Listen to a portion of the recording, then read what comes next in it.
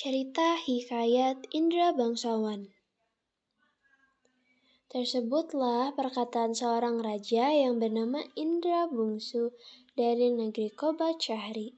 Setelah berapa lama di atas kerajaan, tiada juga boleh putra, maka pada suatu hari ia pun menyuruh orang membaca doa kunut dan sedekah kepada fakir dan miskin. Pada akhirnya, Tuan Putri Sidikendi pun hamil dan bersalin 2 orang putra laki-laki. Adapun yang tua keluarnya dengan panah dan yang muda dengan pedang. Maka Baginda pun terlalu amat sangat sukacita dan menemui anaknya yang tua Syafri dan yang muda Indra Bangsawan. Setelah beberapa lamanya mereka belajar, pula ilmu senjata, ilmu hikmat, dan isyarat di Baksyat, maka Baginda pun tidak tahu siapa yang patut dirayakan dalam negeri. Karena anaknya kedua orang itu sama-sama gagah. Suatu hari, Indra Bangsawan dan Syafri memohon pergi, mencari bulu perindu yang digunakan oleh ayahnya sebagai syarat menjadi seorang raja. Mereka masuk hutan, keluar hutan, naik gunung, turun gunung, masuk rimba, keluar rimba, menuju arah matahari hidup. Maka datang pada suatu hari hujan turunlah dengan angin ribut taufan kelam berkabut. Gelap gulita dan tiada kelihatan barang satupun. Maka Syafri dan Indra Bangsawan pun bercerai. Beberapa lama di jalan, sampailah ia kepada suatu taman dan bertemu dengan sebuah gendang yang dibukanya dan dipukulnya. Tiba-tiba terdengar orang yang melarangnya memukul gendang itu. Lalu diambilnya pisau dan gendang itu. Muncullah Putri Ratnasari dari gendang. Putri Ratnasari menerangkan bahwa negerinya telah dikalahkan oleh Garuda. Itulah sebabnya ia ditaruh oleh orang tuanya dalam gendang.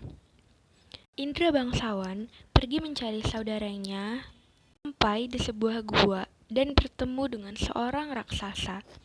Raksasa itu menjadi neneknya dan menceritakan bahwa Indra Bangsawan sedang berada di negeri antah berantah yang diperintahkan oleh Raja Kabir.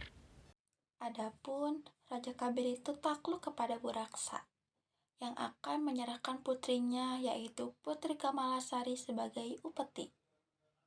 Ditambah bahwa Raja Kabir sudah merancangkan bahwa siapa yang dapat menangkap Buraksa akan dinikahkan dengan anak perempuannya yang terlalu elok parasnya.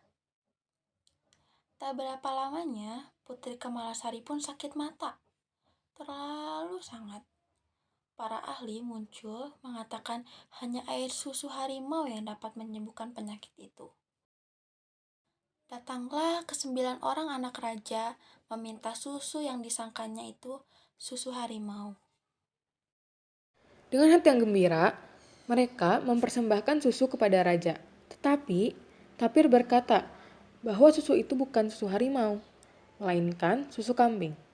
Sementara itu, Indra Bangsawan sudah mendapat susu harimau dari raksasa. Diperaskannya susu harimau ke mata Tuan Putri. Maka Tuan Putri pun sembuh. Setelah Tuan Putri sembuh, Baginda tetap bersedih. Baginda harus menyerahkan Tuan Putri kepada Buraksa apabila ingin seluruh rakyat selamat dari amarahnya. Indra Bangsawan telah diajarkan oleh nenek raksasa untuk mengalahkan Buraksa. Ia diberi kode hijau dan diajari cara mengambil jubah Buraksa, yaitu dengan memasukkan ramuan daun-daunan ke dalam gentong minuman Buraksa. Indra Bangsawan pun berhasil dan segera menyelamatkan Tuan Putri.